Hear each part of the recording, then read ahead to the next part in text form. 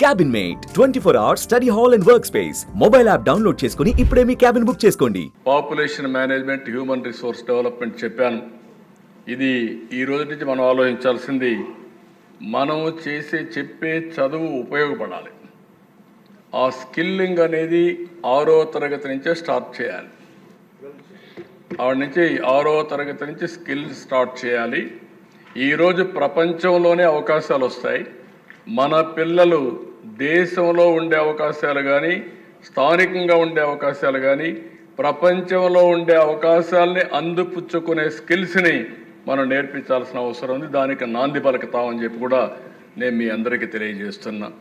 Literacy, global knowledge, చాలామంది ఇది కూడా మీరు గుర్తుపెట్టుకోవాల్సిన అవసరం ఉంది. ఇంగ్లీష్తోనే నాలెడ్జ్ వస్తుందని మాట్లాడే పరిస్థితికి వచ్చారు. ఇదే హౌస్లో నేను చూశాను. లాంగ్వేజ్ అనేది కమ్యూనికేషన్ మాత్రమే. లాంగ్వేజ్తో నాలెడ్జ్ రాదు. నాలెడ్జ్ వచ్చేది మాతృభాషలో చదువుకున్న వాళ్ళే. ఈరోజు ప్రపంచం మొత్తం ఎక్కడ రాణించినా మాతృభాషలో చదువుకున్న వాళ్ళే రాణించారు. చాలా ఈజీ టు లెర్న్. అలాంటిది ఈరోజు ఈ ప్రభుత్వం కూడా నేను చాలా స్పష్టంగా మీ అందరికీ చెప్తున్నా. లాంగ్వేజ్ అనేది ద్వేషించడానికి కాదు. ఈరోజు మనం ఇక్కడ మాతృభాష తెలుగు, హిందీ జాతీయ భాష, ఇంటర్నేషనల్ లాంగ్వేజ్ ఇంగ్లీష్.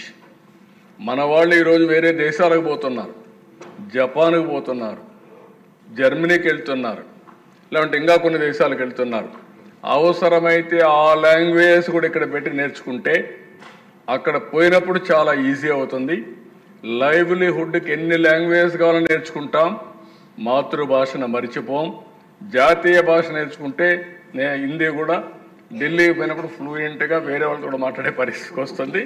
కాబట్టి మీరందరూ గుర్తుపెట్టుకోవాల్సిన అవసరం ఉంది. లేనిపోని రాజకీయాలు చేయడం కాకుండా ఈరోజు మనందరం ఆలోచించుకొని, భాష అనేది ఒక కమ్యూనికేషన్కి ఉపయోగపడేది కాబట్టి ఎన్ని భాషలు నేర్చుకోగలిగితే అంత మంచిది. ఆ విషయం కూడా మీరు అందరూ గుర్తుపెట్టుకోవాల్సిందిగా నేను కోరుతున్నా. Next, skilling and employment. నేను చాలా స్పష్టంగా ఉన్న దీంట్లో మీరు కూడా ఆలోచించుకోవాలి. Employment, employment, employment. ఈ ప్రభుత్వం 20 లక్షల మందికి ఉద్యోగాలు ఇస్తాను. ప్రతి ఒక్కటి ఒక పోర్టల్ పెట్టాం. ఎంతమంది ఇండస్ట్రీస్లో వస్తాయి, ఎంతమంది సర్వీస్ సెక్టర్లో వస్తాయి, ఎంతమందికి వర్క్ ఫ్రమ్ హోమ్ వస్తాయి, ఎంతమందికి అగ్రికల్చర్, అదే మాదిరిగా వ్యవసాయ ఆధార పరిశ్రమలు వస్తాయి. ఇవన్నీ కూడా సిస్టమేటిక్గా వర్కౌట్ చేసుకోవాల్సిన అవసరం ఉంది. దానికి కావాల్సిన స్కిల్లింగ్ కూడా ఏమేం కావాలనో యూనిక్ స్కిల్ పాస్పోర్ట్ ఒకటి మనం అనుకుంటున్నాం. మన స్కిల్స్ని రీఓరియంట్ చేసుకోవాలి. ఇంకొక విషయం కూడా మిమ్మల్ని అందరినీ కోరుతున్నా, అన్నీ తెలుసు అని అనుకుంటే అక్కడి నుంచి పతనం ప్రారంభమవుతుంది.